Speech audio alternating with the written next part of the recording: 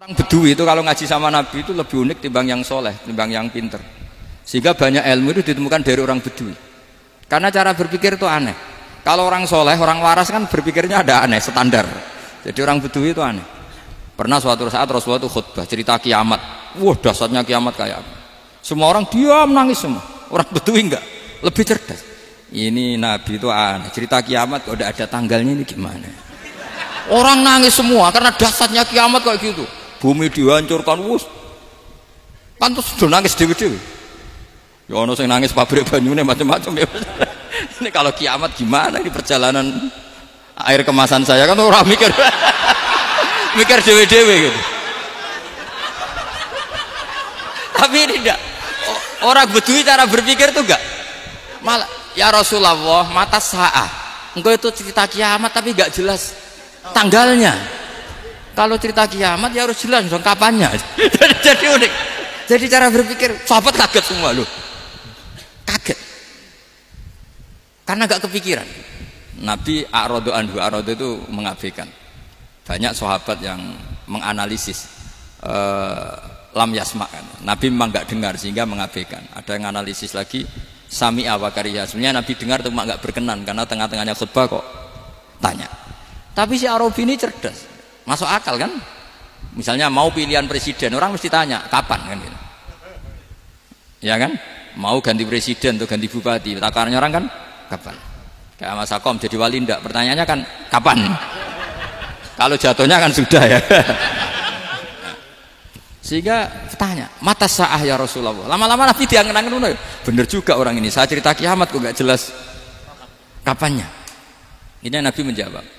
Tapi karena Nabi orang-orang yang sangat pinter, tanya balik. Ma'atattalah. Lalu kalau kamu berani tanya kiamat kapan, saya tanya balik. Ya persiapan kamu apa? Jawabnya santai saja. Fawwah ma'atattalah kabira sholatin wala siyamin walakinni uhibbuka ya Rasulullah. Saya enggak menyediakan apa-apa, sholat saya biasa aja, maksudnya standar. Ya kira-kira 5 waktu pas. Ya jenis saya lah kira-kira gitu. Wala kabira siyamin, dan saya puasa ya standar saja pas. Walakinni uhibbuka ya Rasulullah. Tetapi saya mencintai engkau ya Rasulullah. Jawabannya Nabi apa? Almar'u ma'aman ahabba. Sebagian riwayat anta ma'aman ahbabta. Jadi hadis itu populer tuh barokahnya wong desa tadi. Andai kan dia punya etika maka sowan dulu tanya 4 mata. Itu jadi hadis ahadi. Tapi barokahnya dia selonong di depan umum. Zaman Nabi khutbah itu jadi hadis mutawatir. Jadi kadang barang baik itu barokahnya orang yang enggak baik. Maksudnya su'ul adab. Tanya gitu kan su'ul, tapi itu barokah. Akhirnya hadis itu mutawatir karena didengar ribuan sahabat yang mendengarkan khutbahnya Rasulullah. Tapi kalau hadis itu satu-satu kan khossoni bidzalika Rasulullah, khossoni bidzalika Rasul, itu nanti jadi hadis ahadi yang kualitasnya jauh di bawah hadis mutawatir. Jadi barokahnya orang su'ul adab itu ada karena Allah yang mendesain ini. Akhirnya kata sahabat, kata Anas bin Malik, mereka itu mangkelnya bukan main sama Arabi tadi karena tanya nggak sopan sama Rasulullah. Tapi setelah Nabi jawab almar'u ma'aman ahabba fama farihu bisyai'in farahahum bidzalika badal. Mereka tidak pernah senang dengan hadisnya Nabi sesenang riwayat almar'u ma'aman ahabba. Barokahnya Arabi Bedui. Makanya saya sebagai kiai ini Bedui saya tak pertahankan ila yaumil qiyamah. Karena umat ini pernah terbarokahi oleh orang apa? Bedui. Barokah su'ul adab tadi. Jadi mohon ini supaya majelis ini kan majlisul iltorti Rasulullah, coba terlatihlah mengatakan Allah itu subjek, Allah itu al-fa'ilul mukhtar, Allah itu al-fa'ilul mukhtar, Allah itu yang menentukan alam ini. Dan Allah mensifati dirinya wa annahu huwa adhaka wa abka. Allah itu zat yang memberi orang itu bisa tertawa. Dan Allah juga yang memberikan orang itu bisa menangis. Mbok kayak apa kamu neror umat, wah amal nggak mesti diterima gini-gini. Ternyata neng majelis nangis ya, mulai guyu. Kadang guyu-guyu ngenyak tenang nih. Daripada apa ya agak-agak merodok orang yang dohirnya beda dengan batinnya, nggak perlu distatuskan seperti itu. Ya sudah biasa saja. Jadi, nah, fi muqaddimihim, imam besar dalam manhaj ini namanya Abul Hasan apa? Asyadzili. Abul Hasan Asyadzili itu kalau ada orang tanya gini, Bim, Beb saya ini susah, sholat saya tidak mesti diterima Allah gini-gini, marah. Enggak usah. Kafa bika jazaan an radiyaka laka ahlan. Sudah kamu ditakdir pernah sujud itu sudah keren. Saya itu andaikan dapat kabar dari malaikat bahwa sholat kamu tidak diterima, saya tidak susah. Bukan karena sombong. Pernah ditakdir sholat sujud ning Allah itu keren. Kayak apa malunya kita ketemu Allah kemudian kita di bumi tidak pernah sujud. Makanya itu Abul Hasan Asyadzili kowe ora usah mikir salatem ditampa taro ora usah mbok mikir. Kowe ditakdir tau sujud itu hebat. Kafa bika jazaan an radiyaka laka ahlan.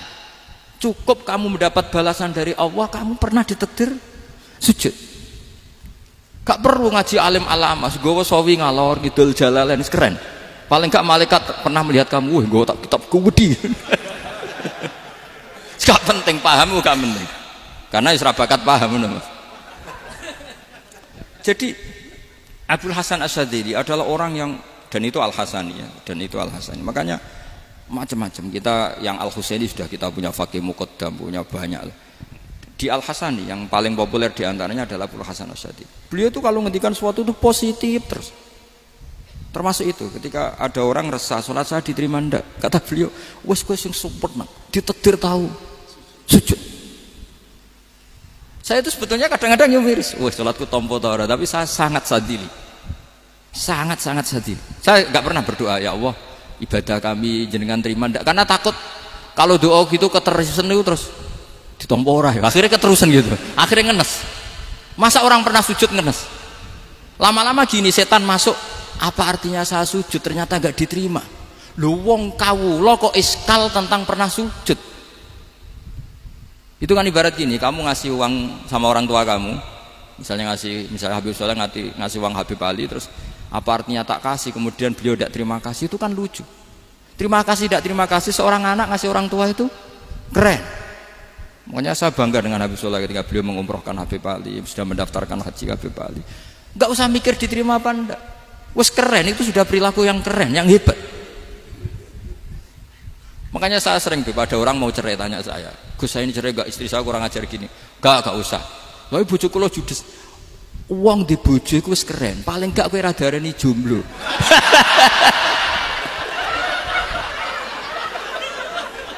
Oh, diarani duda ora enak. Wis luwe sabar ndi diarani duda mek diarani bojo judes. Enak bojo judes cek gagah. Di bojo lah. Oh, provokator itu.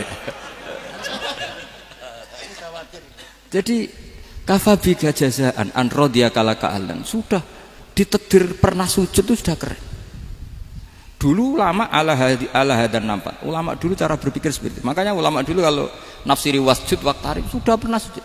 Di Quran enggak pernah ada ayat wasjud lan sujudo sira ingkana kada wa kada ingkunta mutayakinan bikobuli sujudi, kan ada sujud ya sujud saja, tidak usah mikir makbul apa tidak makbul. Sudah kalau sujud pasti waktari. Terus saya sebenarnya ya sebagai orang ya kadang wedi, sholatku ditompo ta ora. Tapi kalau keterusan nanti ada was-was yang mengatakan opo artine sholat. Lu tuh kan ngeri seorang hamba sing uripe ning bumine Allah kemudian menyoal pernah sholat hanya karena takut gak diterima. Itu kan geblek banget. Nah, saya jenis kiai yang di partai itu. Saya tidak tahu kalau keneng dikom. Sedih umat masa kamu gak ono keren blas. Jadi, nah nanti kalau misalnya ada manhajnya Habib Soleh yang tidak seperti itu tidak apa-apa. Mungkin supaya orang nggak takabur, nggak fakhr. Sehingga makanya mulai dulu lama itu ya partainya kalau nggak rojak ya khauf. Nah saya ini yang jelas terang-terangan ikut partai rojak saja, apa? Partai rojak. Karena banyak yang sudah di partai khauf. Tapi saya rojak yang bil ilmi tadi. Makanya Sayyidina Umar radhiyallahu anhu itu yang namanya sama sujud. Saya itu punya kitab. Habib Soleh pernah tak tunjukin tulisan tangan saya. Muji-muji sujud. Sayyidina Umar ketika ditusuk seorang kila itu Majusi ya. Abu Lu'lu' terkenalnya itu. Itu Hulamul Mughirah terkenalnya itu. Ditusuk, dia sahabat, beliau sahabat, wali. Jadi nusuk Umar tuh kayak apa? Nusuk Mas Hakom aja dosa besar, apalagi nusuk Umar. Itu ketika ditusuk, dia itu ya punya dendam. Namanya manusia itu punya dendam. Maksudnya namanya orang kan mangkel sama yang nusuk. Kalau orang mangkel itu inginnya kan yang nusuk itu masuk neraka. Tapi apa kata Umar? Ngendikan gini, tanya pertama, yang nusuk saya siapa? Orang Majusi. Orang Majusi, Hulamul Mughirah. Alhamdulillah alladzi lam yaj'al maniyati biyadi rajulin lam yasjud laka sajdatan yuhaju biha indaka yaumal qiyamah. Saya itu senang Gusti, yang nusuk saya orang yang enggak pernah sujud sama jenengan. Jika kalau saya dendam supaya dia masuk neraka, saya enggak takut orang itu nuntut sama saya. Tapi kalau dia pernah sujud, pernah sholat, kemudian dia masuk neraka karena nusuk saya, kemudian dia berargumentasi, saya pernah sujud ya Allah, kenapa engkau masukkan neraka? Saya tidak berani jawab ya Allah, saking hormatnya sama yang namanya sujud. Jadi kamane dendamnya kesampaian, cara Jawa ya, dendam dengan tanda kutip ya, tidak makna semestinya. Jadi mangkel mbek sing nusuk, nak mlebu neraka pantas, wong ora tau sujud wae Gusti gitu. Tapi kalau pernah sujud, kemudian dia masuk neraka karena saya, bisa yuhajuni biha yaumal qiyamah. Jadi kayak apa sujud? Saya apa? Nabi itu kalau muji sujud sampai ngintikan wa hatta takuna sajdatul wahidatu khairan minad dunya wa ma fiha. Nanti kalau kamu di akhirat ketemu Allah, kenangan terbaik kita apa? Di dunia pernah sujud. Keren aja. Cara ning pondok wis tau bayar seharian lho. Cara sowan kiai tau ngamplopi Mas. Wis go jajan. Nah tapi kadang setan itu masuk tadi. Apa artinya sujud gak mesti ditompo, apa artinya sowan Habib ngaturi ra mesti ditompo, ngaturi kiai. Akhirnya ada ketakutan. Nah kalau ketakutan ini berlebihan lama-lama, ma faidatus sujud. Wah itu sudah buruk sekali, wong hamba kok tanya ma faidatus sujud. Nah ini di pentingnya mazhab-mazhab Syadzili. Jadi saya ngaji agak-agak uraan wa amdan. Kalau ini watak sudah, bukan. Jadi uraan itu ada dua, ada yang amdan bismil ilm, ilmunya banyak terus milih manhaj. Insya Allah saya partai itu. Ada yang uraan bakat Mas. Ada ya? Ada apa banyak? Nah sebetulnya khauf juga gitu Bim. Ada khauf itu karena ilm. Ada Habib alim alama atau kiai alim alama, dia tahu masyarakat kalau ngikuti Gus Bak nanti jadi fakhr, kurang tawaduk, terus dia milih partai khauf. Lah yang buruk itu ada kiai yang milih khauf pancen dari awalnya sati cilik ya. Jenisnya wis sati. Jadi sebenarnya dia tidak cukup ilmunya nerangkan khauf, cuma jenisnya wis sati cilik. Wong ning omah lawang dikunci ono gludak-gludak, ono hantu putih. Jadi ya sama, yang bawa rojak bisa bawaan dablek, yang bawa khauf bisa saja bawaan ati cilik. Nah, kita ingin yang bawa rojak ya bismil ilm, yang bawa khauf juga bismil ilm. Ya ono teh Mas, wong sing ati gede, pegawene dua blek, tapi enggak bawaan rojak, memang bawaan dablek. Ada yang ati cilik tapi bawaan khauf. Jadi mengatakan khauf tapi sebetulnya bawaan ati cilik. Nah, kita inginnya ndak kalau rojak ya bismillah kayak Abdul Hasan Asyadzili, kalau yang kampanye khauf kayak Said Abdul Haddad bawaan apa? Ilm. Sehingga kita ini Qul inni ala bayyinatin mir rabbi, semua itu berdasar ilmu sing jelas welo-welo. Makanya semua nabi memaklumatkan apa? Qul inni ala bayyinatin mir rabbi. Jadi semua ilmu syaratnya apa? Bayyinah. Bayyinah itu kebenaran ilmiah sing jelas welo-welo. Makanya itu yang disebut Allah Subhanahu wa taala mensifati kekasihnya yaitu Nabi Muhammad sallallahu alaihi wasallam, lam yakunil ladzina kafaru min ahlil kitabi wal musyrikina munfakkina hatta ta'tiyahumul bayyinah rasulun minallah yatslu suhufam mutahhar. Niku Kanjeng Nabi saking cerdase meneh tek wong Islam, wong musyrik, wong kafir ngerti logika yang dibangun Nabi saja kuat infikak dari kemusyrikannya. Makanya disebut munfakin. Orang-orang musyrik, orang-orang kafir tidak munfakin, tidak tercerabut dari akar akidahnya hatta ta'tiyahumul bayyinah. Itu siapa? Rasulun minallah yatslu suhufam mutahhar. Masyhur itu debatnya Nabi dengan orang-orang musyrik. Mereka bilang, ya Muhammad, kita ini urusannya banyak, kasusnya banyak. Lalu Anda mengajarkan ke Tuhan satu. Masa urusan banyak cukup Tuhan satu? Itu enggak fair Muhammad. Aja'alal alihata ilaha wahida inna hadza la syai'un ujab. Urusan kita banyak, masyakil kita banyak, muskilah kita banyak. Kalau Tuhannya satu enggak cukup Muhammad. Nabi dengan santainya memberi penjelasan. Ya sudah gini saja.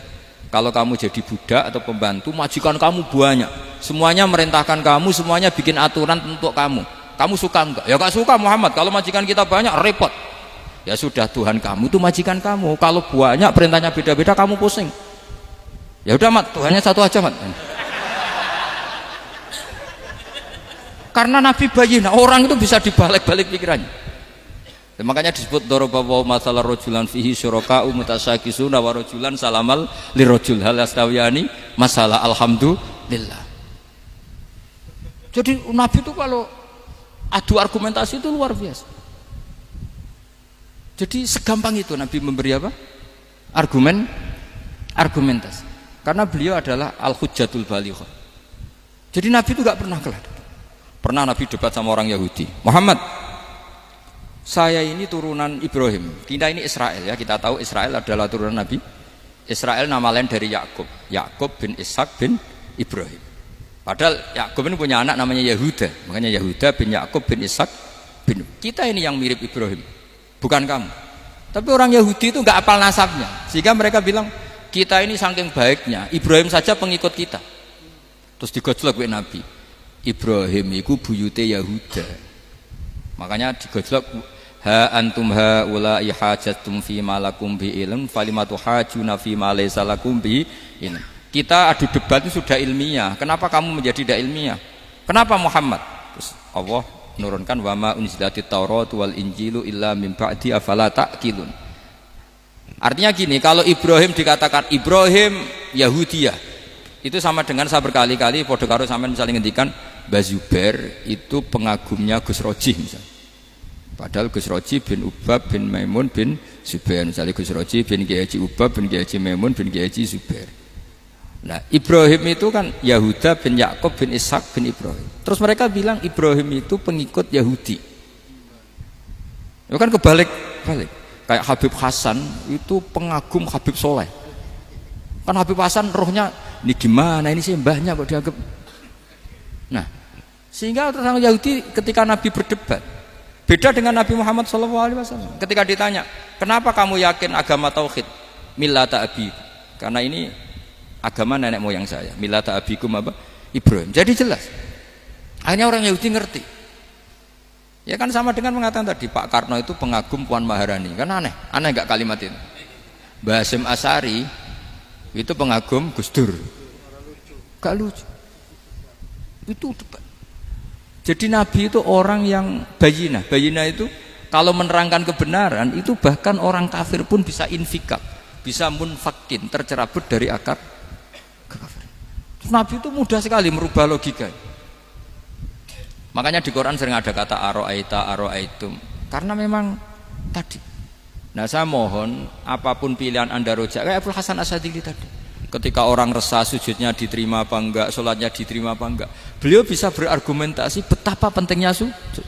Wes aja kowe iku kawula, tahu sujud itu keren. Saman bayangkan betapa malunya kita kalau kita ketemu Allah kemudian di dunia enggak pernah. Lho paribasane kula mlebu swarga lah iku isin. Mlebu swarga tapi ning donya ora tahu isin. Sama seperti kowe di guru saurip-uripmu ora tahu salam templek isin. Kira-kira seperti meskipun salam templek ora penting ya ora penting toh, misalnya soleh salam templek 50.000 duwe wis akeh ngono kan nak masakom penting kudu rokok. Itu bukan nilainya kok, betapa malunya kita. Saya dulu mau sarang andai kan tidak pernah khidmah sama malu tenan sebagai apa? Santri. Makanya Sayyidina Umar ketika beliau dibunuh orang itu pertanyaan pertama, dia pernah sujud enggak pernah. Andai kan dia pernah sujud, maka saya tidak berani masukkan dia masuk neraka. Takutnya dia protes sama Allah, ya Allah saya pernah sujud kenapa harus di neraka? Atau Umar ditanya Allah gini, Umar, kue ridho wong sing tahu nyembah aku kemudian dia di neraka? Kayak apa? Jadi makanya Umar ketika wafat ketika alhamdulillah alladzi lam yaj'al maniyati biyadi rajulin lam yasjud laka sajda. Ya jadi saya mohon sekali jadi majelis ini sebuah majelis mubarak, caranya tauhidnya dibenarin ya, tauhidnya dibenarin. Jadi Allah itu adhaka wa abka, Allah itu al-hadi, Allah itu ar-razzaq. Sehingga menteri ekonomi mbok salah rumusé lah wong tetep mangan. Mergo Allah itu ar-razzaq. Mbok negara dikelola keliru lah wong tetep mangan, wong Allah itu ar-razzaq. Kiai rada akeh sing di masalah. Tapi ya tetep agama ini jalan. Lho andai kan syaratnya agama ini bener, wah ya repot. Kowe iso bayangno masakom bener terus. Tapi agama ini berkali-kali coba di TV itu banyak nyun sewu, ada ustadz, ada kasus apa, ada kiai, kadang ada masalah hukum. Agama ini jatuh ndak masalah. Padahal di TV sudah dinasionalkan kan, ada kiai terlibat kasus hukum atau ustadz tertangkap karena melakukan apa gitu. Tapi nggak ngefek karena agama ini bihifdzillah wa biriayatillah. Sama. Negara mana-mana kadang manajemen ekonominya nggak jelas, tapi masyarakat ya makan karena Allah Razzaq. Sama, aku kancanan Masako mengeluh, tapi Allah adhaka, akhirnya iso guyu. Padahal orang untungnya blas kancanan dede. Tapi karena Allah itu adhaka. Nah kita dengan istri yang kita cintai, dengan keluarga kadang nangis. Karena Allah itu zat yang bisa memberi abka. Wa annahu wa adhaka wa abka. Terus wa annahu wa amata wa ahya. Kita tidak ingin mati. Wah ya mati saja karena kita objek. Nah, hidayah itu seperti itu. Allah al-hadi. Apa? Allah itu kayak apa Korea, negara ateis. Enggak kebayang di sana ada ngaji Aqidatul Awam, Mabadi Fikih. Sekarang banyak. Saya tuh kalau beli Aqidatul Awam kerdusan, tak kirimkan ke Korea. Sebelum saya ke Korea, karena sebagian santri saya di Jogja. Di sana ada ngaji Aqidatul Awam, ngaji takrib. Bahkan saya di sana dilagokno sakduna fid dunya. Kayak apa Allah kalau ingin bikin hidayah? Karena Allah itu al-hadi. Wong Indonesia digerakno seneng duit. Bareng wis seneng duit mau apa? Korea. Setelah di Korea tersiksa karena enggak ada tempat sujud. Akhirnya urunan. Segampang itu kalau Allah menghendaki. Itu enggak dibenem MUI, enggak dibenem. Karena Allah al-hadi. Jadi saya mohon sekali tauhid ini dibenerin dulu. Allah tetap al-fa'ilul mukhtar, apa? Al-fa'ilul mukhtar, sehingga Allah mensifati dirinya adhaka. Mbok kamu bendung kayak apa, orang ngaji saya tetap guyu. Sekarang iso mbuli saya, oh Gus Bab ngaji tidak guyu. Allah yang memberikan guyu kamu itu. Andai kan sesuai status kamu, kowe ora ngarep guyu. Utang akeh, jatuh tempo, bojo ora percaya. Gede-gede ya, kayak paham. Ya jadi ini tak isyatkan jenengan, saya ini tadi bawa kitab Fathur Rahman di Tholibi Ayatul Quran, mau tak kasihkan hadiah ke saya itu Marhafid sebagai penyempurna karena beliau sudah Al-Husaini. Semoga ini dapat barokahnya Al-Hasani. Ini dikarang oleh zurianya Abdus Salam bin Masis. Abdus Salam bin Masis adalah guru dari Abul Hasan apa?